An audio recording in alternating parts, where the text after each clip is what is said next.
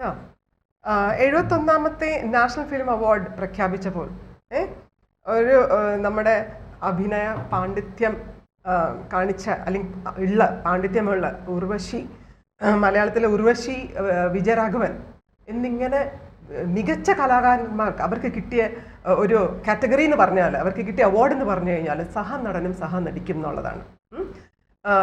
ഉള്ളൊഴുക്ക് എന്ന് പറഞ്ഞ മൂവിയിലാണ് ഉർവശിക്ക് കിട്ടിയത്.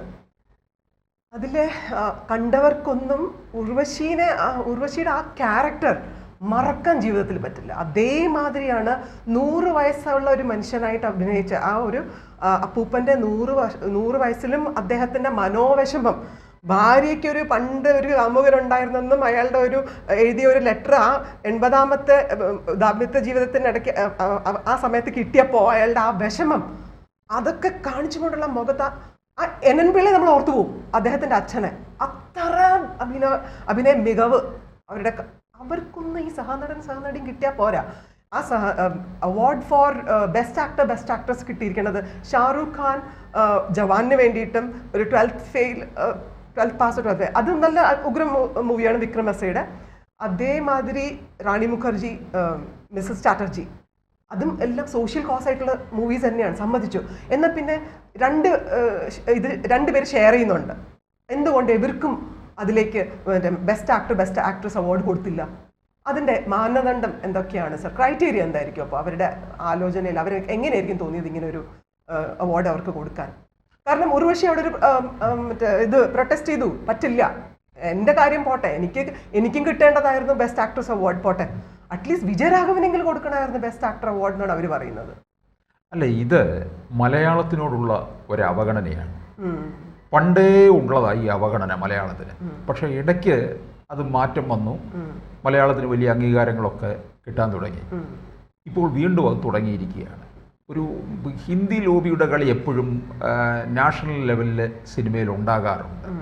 അതുതന്നെയാണ് ഇപ്പം ഷാരൂഖ് ഖാന് കൊടുത്തു, നമുക്കതിനകത്ത് പരാതിയോ പരിഭവമോ ഒന്നുമില്ല. പക്ഷെ ഈ സഹനടൻ സഹനടി എന്ന് പറയുന്നതിൻ്റെ ക്രൈറ്റീരിയ ഏതാണ്, എന്താണ് അതിൻ്റെ മാനദണ്ഡം എന്നാണ് ഉർവശി ചോദിക്കുന്നത്. ഇത് ഈ അവാർഡ് കമ്മിറ്റിയിൽ ഒരു മലയാളിയും ഉണ്ടായിരുന്നു. എന്നിട്ട് ഈ പോകുന്ന മലയാളികളൊക്കെ ചെയ്യുന്ന എന്താണെന്നറിയാമോ? അവിടെ ഇരുന്ന് ആ നോർത്ത് ഇന്ത്യക്കാർ പറയുന്നതിന് ഏറാൻ മൂളികളായിട്ടിരിക്കുക മാത്രമാണ് ചെയ്യുന്നത്. അല്ലാതെ ഒന്നും തന്നെ ഒരു തൻ്റേതായ അഭിപ്രായമോ മലയാളക്കരയുടേതായ ഒരു അഭിപ്രായമോ അവിടെ പറയാൻ തയ്യാറാകത്തില്ല. അല്ല, അത് ശരിയാണ്. പക്ഷേ സർ സോറി, ഞാൻ ഒന്ന് പറഞ്ഞേന്, ഈ മലയാളി എന്ന് പറഞ്ഞ വിദ്വാൻ, ജൂറിയിലുള്ള വിദ്വാൻ അവിടെ ഒരു ചെറിയ പ്രശ്നമുണ്ടാക്കി. കേരള സ്റ്റോറിക്ക് അവാർഡ് കൊടുക്കരുത്, എന്തായാലും അതിനെ പ്രൊമോട്ട് ചെയ്യരുത് എന്ന് പറഞ്ഞു. പക്ഷെ അതിന് എഗെയിൻസ്റ്റ് ആയിട്ട് ബാക്കി ജൂറി മെമ്പേഴ്സ് സമ്മതിച്ചില്ല. അങ്ങനെയാണ് കേരള സ്റ്റോറിക്ക് 2 അവാർഡ് കൊടുത്ത്, സിനിമാറ്റോഗ്രഫി, ബെസ്റ്റ് സിനിമാറ്റോഗ്രഫിക്കും പിന്നെ ഒരെണ്ണം കൂടി കിട്ടിയിട്ടുണ്ട്.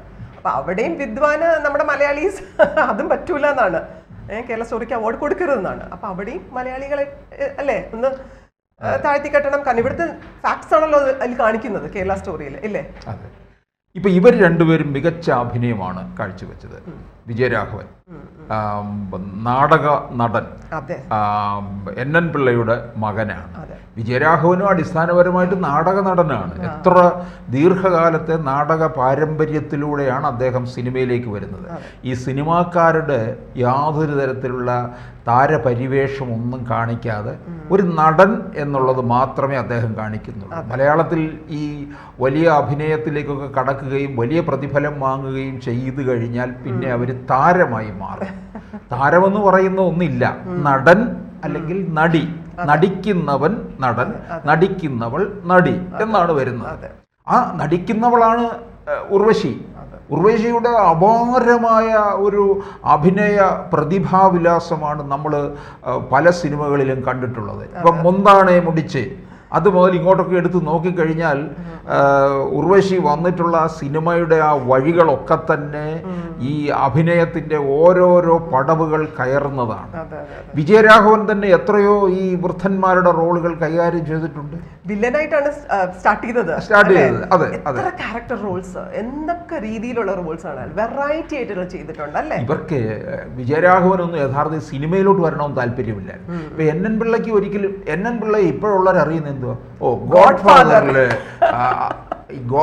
എൻ പിള്ളയ്ക്ക് അത് ഒട്ടുമേ താല്പര്യമില്ല. എൻ പിള്ളയെ നിർബന്ധിപ്പിച്ചു കൊണ്ടുവന്ന് ഇരുത്തിയതാണ് ആ സിനിമയിൽ. അതാണ് അതിന്റെ സക്സസ്. അതുകൊണ്ട് ഒരു ട്രെൻഡ് തന്നെ മാറി. അല്ല, അദ്ദേഹത്തിന്റെ നാടകങ്ങൾ കണ്ടിട്ടുള്ളവര് ഗോഡ് ഫാദർ ഒന്നും അതിന് അദ്ദേഹത്തിന് പോണ്ടായിരുന്നു എന്നേ പറയത്തുള്ളൂ. ഞാൻ നാടകങ്ങൾ കണ്ടിട്ടുണ്ട്, ഓടി നടന്ന് കാണുമായിരുന്നു അദ്ദേഹത്തിന്റെ നാടകങ്ങൾ, കണ്ടേ അടങ്ങും. കാരണം അത്രയ്ക്ക് ഈ എൻ പിള്ളയും എൻ പിള്ളയുടെ കുടുംബവുമാണ് അഭിനയിക്കുന്നത്. എൻ പിള്ളയുടെ ഭാര്യ, സഹോദരി, ഇവരൊക്കെയാണ്. പിന്നെ പുറത്തുനിന്ന് ആരും ഇല്ലെന്നല്ല, അവരെല്ലാവരും കൂടി ചേർന്നുള്ള തിയേറ്ററാണ്. ഇപ്പം പിന്നെ നാടകമൊക്കെ പിന്നെ ഒരു കാലത്ത് ശുഷ്കമായി പോയല്ലോ, നാടകവേദി തന്നെ ഇല്ലാതായി. എല്ലാവരും ടെലിവിഷൻ രംഗത്തേക്കും പിന്നീട് സിനിമയിലേക്കും അങ്ങ് മാറിയപ്പോൾ നാടകത്തിൻ്റെ പ്രസക്തി കുറയുകയുണ്ടായി. പക്ഷേ വിജയരാഘവനൊക്കെ നാടകത്തിൽ ഏറെക്കാലം ശ്രദ്ധ കേന്ദ്രീകരിച്ച് നിന്നു. ഇപ്പോഴും ചെന്ന് നിന്ന് ഒരു സിനിമയ്ക്ക് ഡേറ്റ് കൊടുക്കുക, അതേ സമയം തന്നെ ഒരു നാടകത്തിനും കൂടെ ഡേറ്റ് കൊടുക്കുക. വിജയരാഘവൻ നാടകത്തിൻ്റെ ഡേറ്റ് ആയിരിക്കും എടുക്കുന്നത്. അത്രയും നാടകത്തിന് പ്രാമുഖ്യം കൊടുക്കുന്നവരാണ്. വിജയരാഘവന് ഈ സഹനടൻ എന്നൊക്കെ പറഞ്ഞു കൊടുത്തതിൽ വിജയരാഘവന് പരിഭവവും പരാതിയും ഒന്നുമില്ല. എനിക്ക് കിട്ടിയ ഒരു അംഗീകാരം ആദ്യമായി കിട്ടുന്നു എന്ന് പറഞ്ഞങ്ങ് നിൽക്കുകയാണ്. അത് അദ്ദേഹത്തിൻ്റെ എളിമ എന്ന് വിചാരിച്ച് ഇതിനെ എതിർത്ത് സംസാരിക്കുന്ന ഉർവശിക്ക് അഹങ്കാരം എന്നല്ല ഞാൻ പറയുന്നത്. ഉർവശി അവിടെ പ്രതികരിച്ചു. ഉർവശി പറയുന്നത്, ഈ അവാർഡ് തന്നിട്ട് അവർ പറയുന്നത് വേണമെങ്കിൽ വന്ന് വാങ്ങിച്ചുകൊണ്ട് പൊയ്ക്കോളൂ എന്നുള്ള രീതിയിലാണ്. അതായത് എന്തോ പെൻഷൻ കാശ് പോലെയാണ് തരുന്നത് എന്നുള്ളത്. ഉർവശി ചോദിക്കുന്ന ഒരു കാര്യം, എന്താണ് ഇതിൻ്റെ മാനദണ്ഡം? സഹനടൻ, സഹനടി എന്ന് പറയുന്നതിൽ അഭിനയത്തിന്റെ കുറവ് എവിടെയാണ് വന്നിരിക്കുന്നത്? അല്ലെങ്കിൽ പ്രത്യേക പരാമർശത്തിന് കൊടുക്കാം. അതല്ലെന്നുണ്ടെങ്കിൽ ഇവർക്ക് വീതം വെച്ചെടുക്കാം. ഇത്തവണത്തെ മികച്ച നടന്മാർ ഇവർ രണ്ടുപേര്, അല്ലെ മികച്ച നടിമാർ രണ്ടുപേര്, അങ്ങനെ ഷെയർ ചെയ്തിട്ടുള്ള കാലങ്ങളൊക്കെ ഉണ്ടായിരുന്നു. ഇപ്പോഴും ഷെയർ ചെയ്തിട്ടുണ്ട്.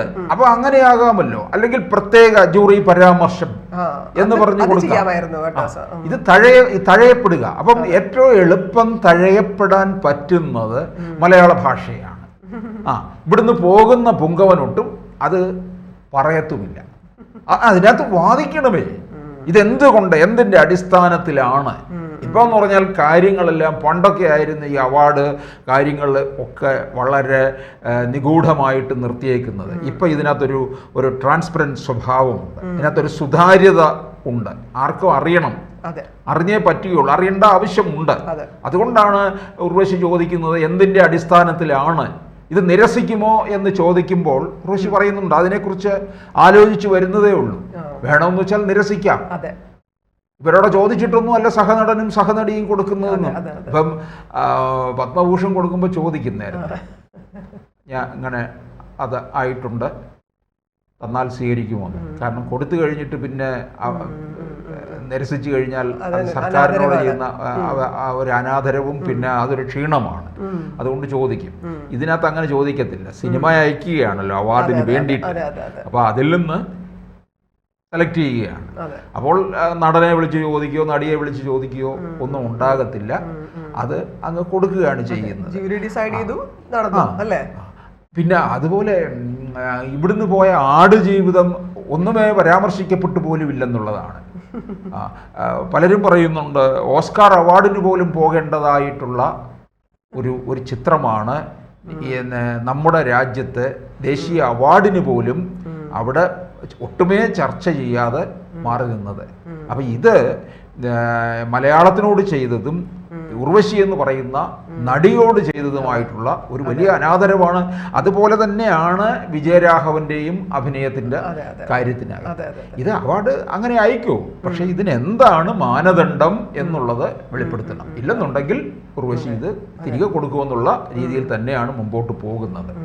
ഈ കാണാത്ത ഈ പൂക്കാലവും മറ്റേ ഉള്ളൊഴുക്കും കാണാത്ത എല്ലാ പ്രേക്ഷകരോടും ഞാൻ പറയുകയാണ്, അത് കാണണം. അപ്പം നിങ്ങൾക്ക് മനസ്സിലാവും ഞങ്ങൾ ഈ പറഞ്ഞതിൻ്റെ അർത്ഥം എന്താണെന്നുള്ളത്. ഇത്രയും ബെസ്റ്റ് ആയിട്ടുള്ള ആക്ടിങ്, അല്ലെങ്കിൽ ഒരു ബെസ്റ്റ് ആക്ടേഴ്സ് തന്നെയാണ് ഉർവശി ആയാലും ശരി വിജയരാഘവനായാലും ശരി. പക്ഷേ ആ ഒരു പെയിൻ, അവരുടെ ആ ഒരു മനസ്സിൻ്റെ ഇത് മുഖത്ത് കാണിക്കുന്ന ആ ഒരു എക്സ്പ്രഷൻസ് ഉണ്ടല്ലോ, അത് നമുക്ക് പറയാൻ പറ്റാത്തത്. ആ കാണണം, മൂവി കണ്ടേ മതിയാവും. അത്ര നല്ല മൂവീസാണ്.